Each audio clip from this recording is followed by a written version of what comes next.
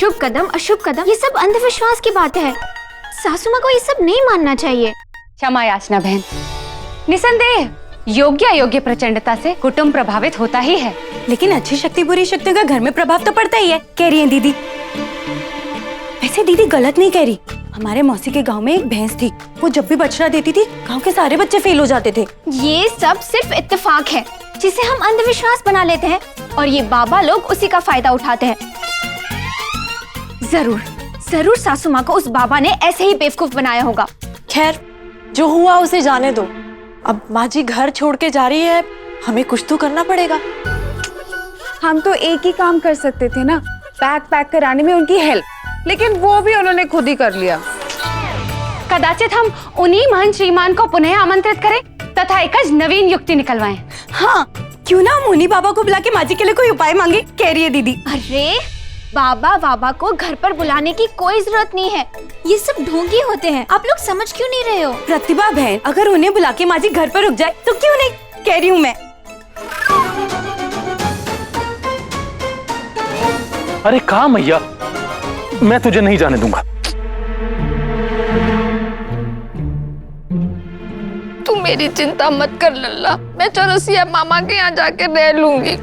का सासू माँ, उनका वकालत का दुकान ऐसा ही नहीं चल रहा है, वहां जाके बेड़ा गर्क करोगी? जीजे, दामाद जी बिल्कुल सही कह रहे, चौरसिया के यहाँ जाके भी पनौती बनूं। मैं हरिद्वार चली जाती हूँ, किसी आश्रम में जाके अपनी जिंदगी काट लूंगी। तू बहुओं के साथ यहाँ पे खुशी खुशी रहना। अरे मैया आप कृपा करके महान श्रीमान के आगमन पश्चात ही प्रस्थान करें। देवी, जो बोलना है हिंदी में बोलो, बेचारी अनुवाद करते करते हरिद्वार चली जाएगी।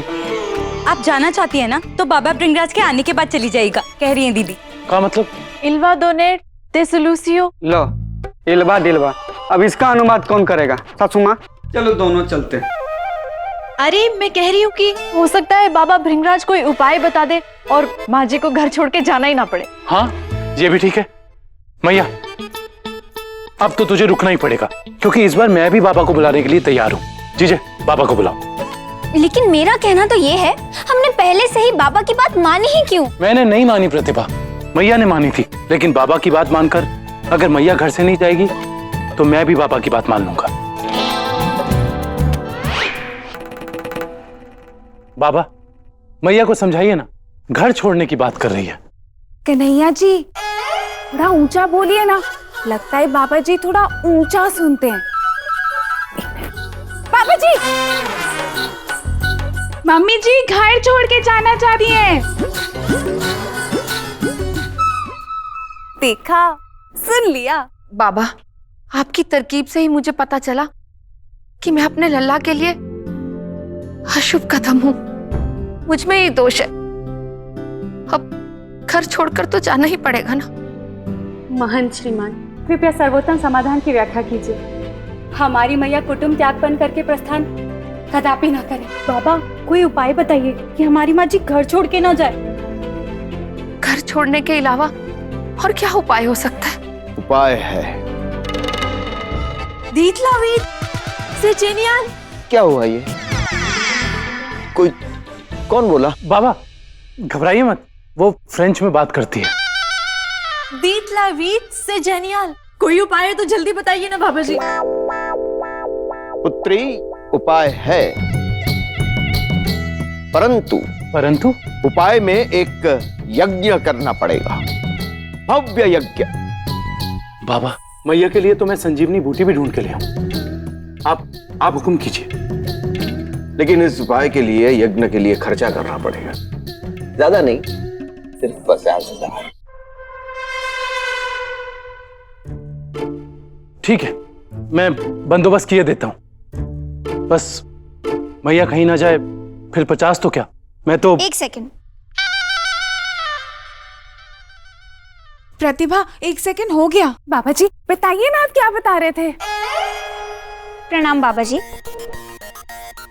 कन्हैया जी, सासू माँ के उपाय की बात चल रही है ना?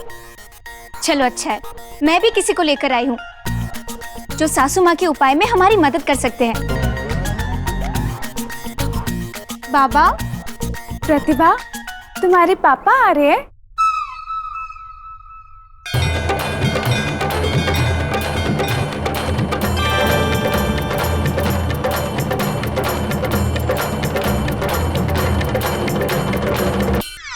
पधारिए।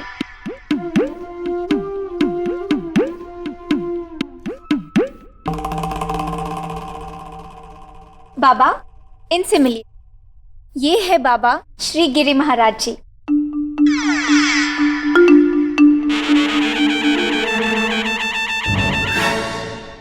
लेकिन प्रतिभा, सासू माँ, मैंने सोचा जैसे बीमारी में हम दूसरे डॉक्टर से भी सलाह लेते हैं, तो क्यों ना आपके उपाय के लिए भी भृंगराज बाबा के साथ साथ किसी और बाबा की भी सलाह ली जाए। इसीलिए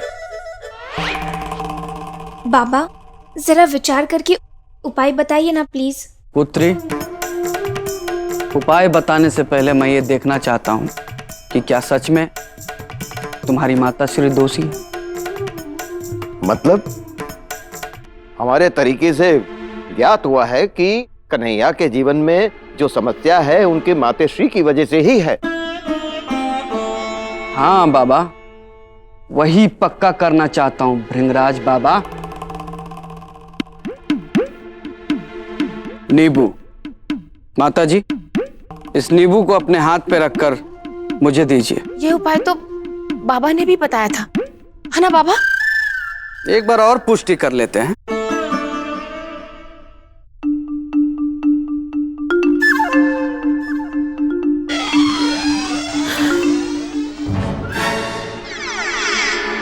नींबू नीलू है?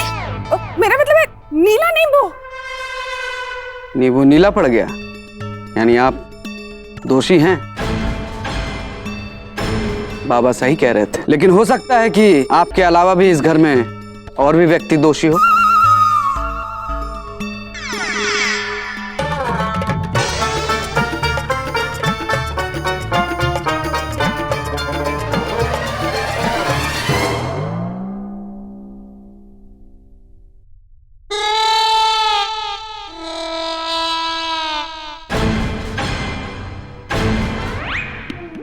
ये सबके नींबू नीले कैसे पड़ गए? सबका क्या, ये नींबू बाबा भृंगराज के हाथ में भी दूंगा, वो भी नीला पड़ेगा। कैसे? ऐसे।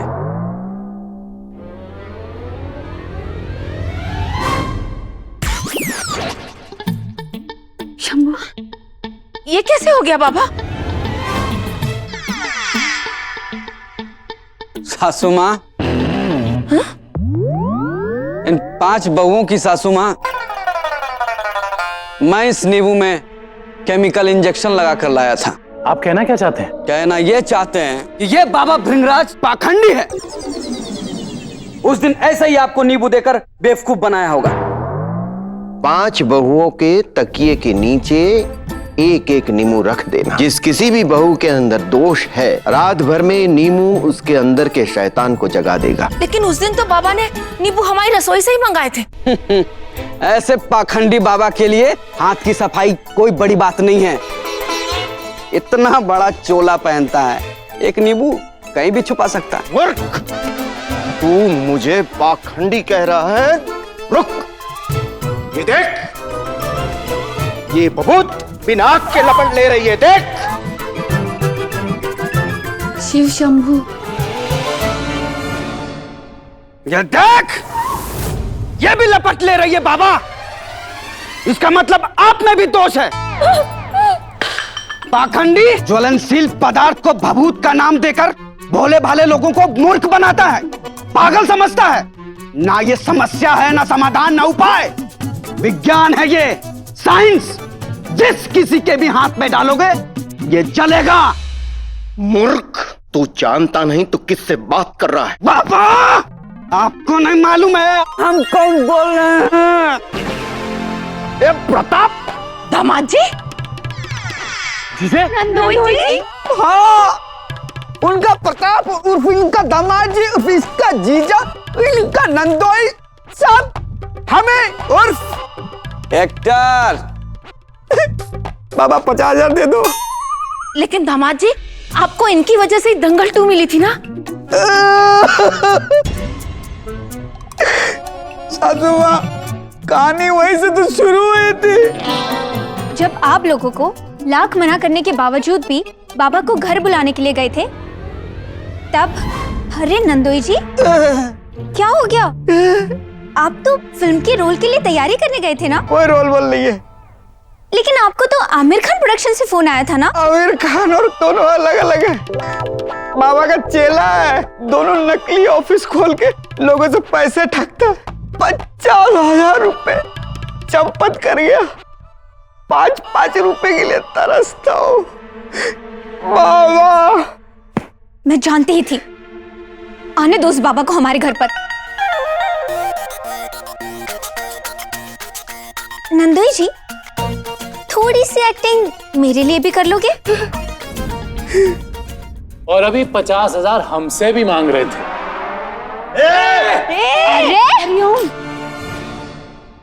यज्ञ कराने के लिए। अपमान! इतने घोर अपमान के बाद मैं यहाँ एक क्षण भी नहीं रुकूंगा। अरे बाबा, रुकना तो पड़ेगा। अभी अपमान किया, थोड़ा सम्मान भी तो करवा लो। ए जीजे, जरा 100 नंबर पे फोन तो लगा। डायल कर दिए, पुलिस वाला आता ही होगा इनके सम्मान में। अरे भागो भागो, पुलिस आ रही है! अरे कन्हैया जी, रुके रुके रुके। पापा जी, स्माइल। 50,000 दे दो बाबा।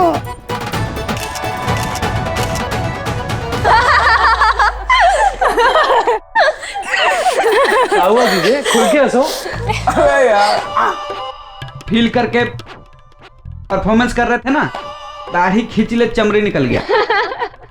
पर जीजे, तुम्हारी एक्टिंग कहीं काम आए ना आए, आज बढ़िया काम आ गई।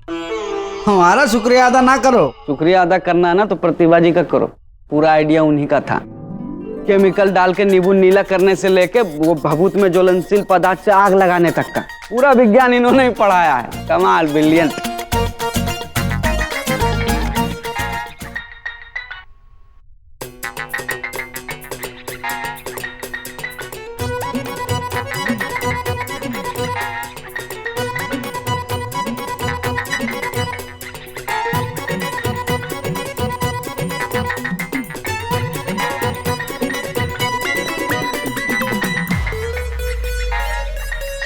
ये लीजिए मम्मी जी, फिर से प्रेमा की बारी।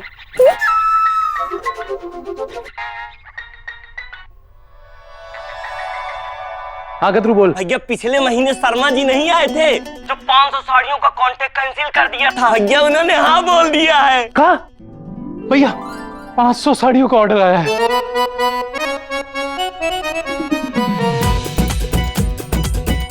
सच्ची?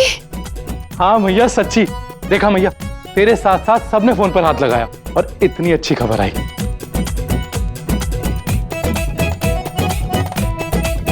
अब मैं समझ गई हूँ लल्ला, कदम अच्छे या बुरे नहीं होते, कर्म अच्छे और बुरे होते हैं।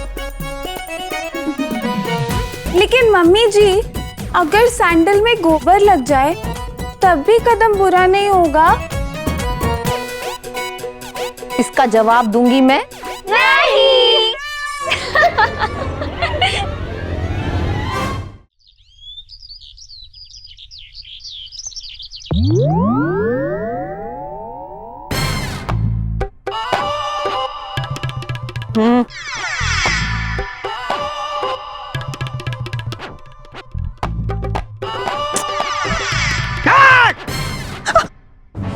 अरे ओ महाराणा प्रताप, ये तलवार कहाँ से लाए सुबह सुबह? तुमको उठाने के लिए नींद से।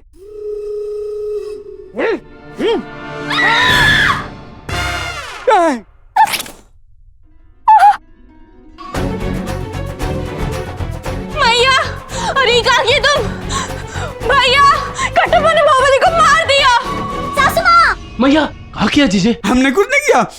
ये तो ढेंचू तलवार है, देखो।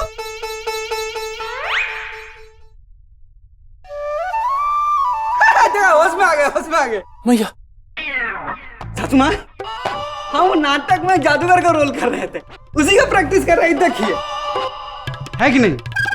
देखिए, है ना?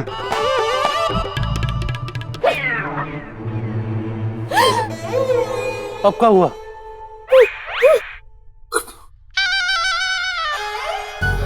प्रताप की तलवार से तो बच गई, अब ये चाय बना के लाई है मारने को। गुड मॉर्निंग मम्मी जी। तूने फिर चाय बना दी? मुझे माफ कीजिएगा मम्मी जी, पर मैंने आज आपकी चाय बनाई नहीं। वो क्या है ना, पंजीरी ऑलरेडी आपकी चाय बना चुकी थी, लेकिन मैंने अपने चेहरे जैसे चमकते हुए बर्तन जरूर निकाले हैं। चाय पीजिए ना।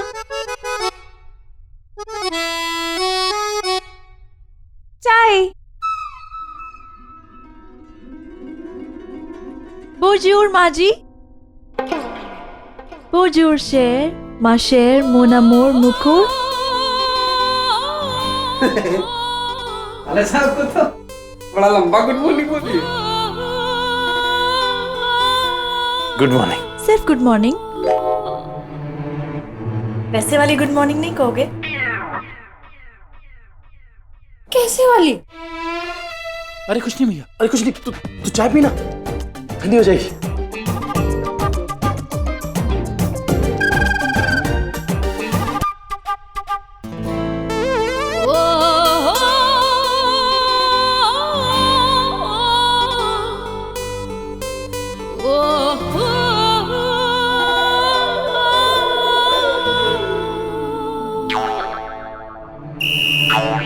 पियो।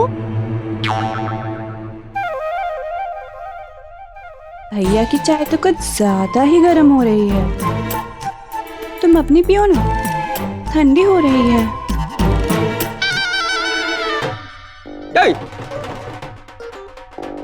ढोल कहाँ बज रहा?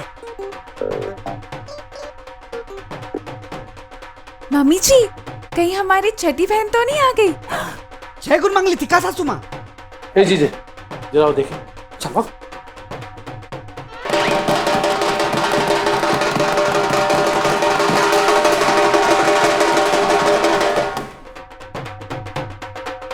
क्या हुआ? अरे भैया वो दूसरे मोहल्ले की बलवंती आंटी।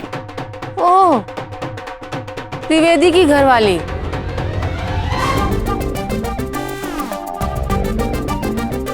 कुंती नमस्ते, तुम्हारे बेटे के ब्याह की बधाई 5 बार। आप ढोल ताशा क्या बजा रही हैं? त्रिवेदी जी भाग के ब्याह कर लिए क्या? करके दिखाएं, टांग तोड़ के हाथ पे धर देंगे।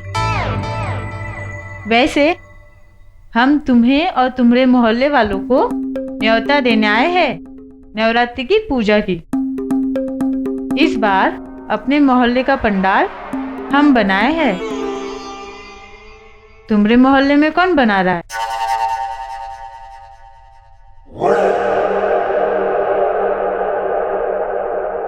का भाई, बड़ा पंडाल कोई नहीं लगा रहा है?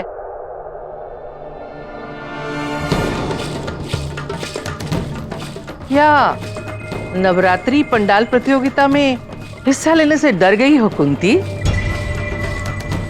2 दिन ही तो बचे हैं नवरात्रि की पूजा के लिए, अब क्या पंडाल लगेगा खाक। एक काम करो, हमरे मोहल्ले में आ जाना, हमरे पंडाल में प्रसाद भी मिलेगा और आशीर्वाद भी। आप सब भी आना। हाँ, अरे चलो। नमस्ते। कुंती, ये तो फिटकरी दिखाकर छिले पर नमक लगा गई। हाँ, अरे ये तुम्हें न्योता देने आई थी या ताना मारने आई थी? जाते जाते ना पूरे मोहल्ले की इज्जत उड़ा के चली गई। अपनी तो फिर भी सह लेगी, लेकिन मोहल्ले की बेइज्जती कुंती नहीं सहेगी। बलवंती! हम प्रताप हैं, बलवंती वो है। अरे दामाद जी, जाओ पर्चा भर कर आओ। नवरात्रि पंडाल प्रतियोगिता में हमारा मोहल्ला भी हिस्सा लेगा।